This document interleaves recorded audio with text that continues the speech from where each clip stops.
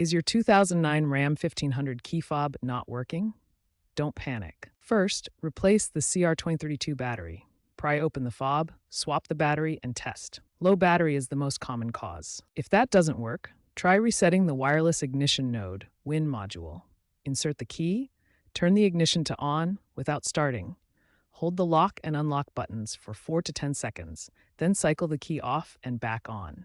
This often fixes syncing issues. If problems persist, check the battery with a voltmeter.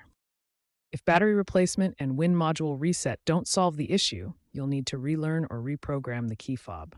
Cycle the ignition to run, not start, 8 times within 10 seconds, then press any button on the fob. Repeat for each fob. If you're still having trouble, consider an aftermarket replacement key fob, known for improved battery life and water resistance, or have your WIN module tested by a professional. With Stellantis integrating AI-driven diagnostics in newer Ram trucks, expect retrofittable modules for 2009 vehicles using Bluetooth for enhanced range and smartphone control.